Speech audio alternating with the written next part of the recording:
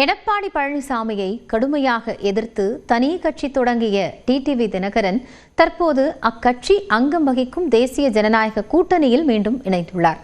TTV Dinakaran தொடங்கிய அமமுக தேர்தல் வரலாற்றை இந்த தொகுப்பில் பார்க்கலாம்.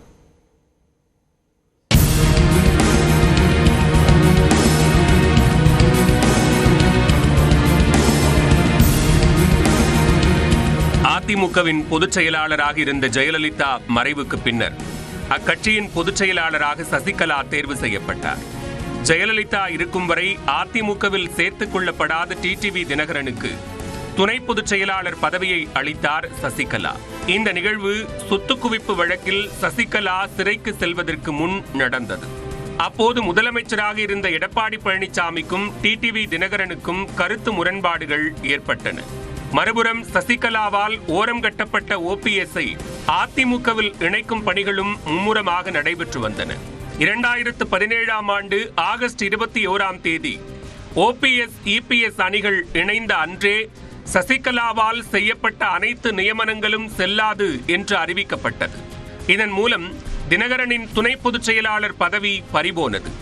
இதற்கு அடுத்த மாதமே அதிமுக பொதுக்குழு கூட்டப்பட்டு சசிகலா மற்றும் டிடிவி தினகரன் கட்சியிலிருந்து அதிகாரப்பூர்வமாக நீக்கப்பட்டனர். இதனைத் தொடர்ந்து நடைபெற்ற வழக்கில் இரட்டை இலை சின்னத்தையும் அதிமுக என்ற பெயரையும் இபிஎஸ் ஓபிஎஸ் அணிக்கு தேர்தல் ஆணையம் ஒதுக்கியது. இதனால் தினகரன் தலைமையிலான அணிக்கு கட்சி பெயரோ சின்னமோ இல்லாத சூழல் உருவானது.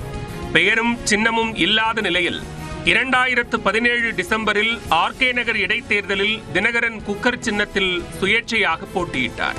ஆளும் கட்சியை தோற்கடித்து அவர் பெற்ற வெற்றி அவருக்கென ஒரு தனி அமைப்பை உருவாக்க வேண்டிய கட்டாயத்தை ஏற்படுத்தியது.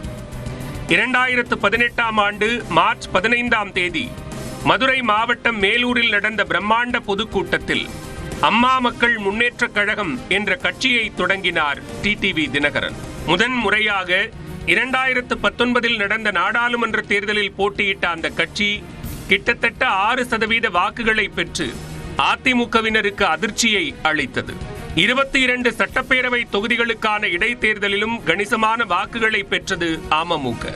குறிப்பாக ஆண்டிப்பட்டி, பெரியகுளம், திருப்பரங்குன்றம், ஒட்டப்பிடாரம் உள்ளிட்ட 10க்கும் மேற்பட்ட தொகுதிகளில் அதிமுகவின் வெற்றியை பறித்தது. அதேபோன்று 27 மாவட்டங்களுக்கு நடந்த ஊரக உள்ளாட்சி தேர்தலிலும் கண்ணங்குடி, கயத்தாறு ஒன்றியங்களை கைப்பற்றியது. அதுவரை தேர்தல் களத்தில் ஓரளவுக்கு செல்வாக்குடனும் கௌரவத்துடனும் வலம் வந்த அமமுக அடுத்தடுத்த தேர்தல்களில் சறுக்க ஆரம்பித்தது. 2021 சட்டப்பேரவை தேர்தலில் தேமுதிக, எஸ்டிபிஐ உள்ளிட்ட கட்சிகளுடன் கூட்டணி வைத்து படுதோல்வியை சந்தித்தது.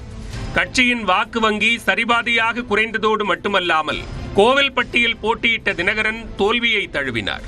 2024 ஆண்டு நடைபெற்ற நாடாளுமன்ற தேர்தலில் அமமுக பாஜக தலைமையிலான தேசிய ஜனநாயக கூட்டணியில் இணைந்து 2 தொகுதிகளில் போட்டியிட்டது. டிடிவி தினகரன் தேனியில் போட்டியிட்டு திமுகவின் தங்கத்தமிழ்ச்செல்வனிடம் வெற்றியை பறிகொடுத்தார். 2024 மக்களவை தேர்தலுக்கு பிறகு பாஜக தலைமை இபிஎஸ் உடன் மீண்டும் நெருக்கம் காட்டியது. இதனால்தான் தேசிய ஜனநாயக கூட்டணியிலிருந்து வெளியேறுவதாக அறிவித்தார். துரோகிகளை சுமந்து கொண்டு தங்களால் பயணிக்க முடியாது என்று அவர் அப்போது கூறியிருந்தார்.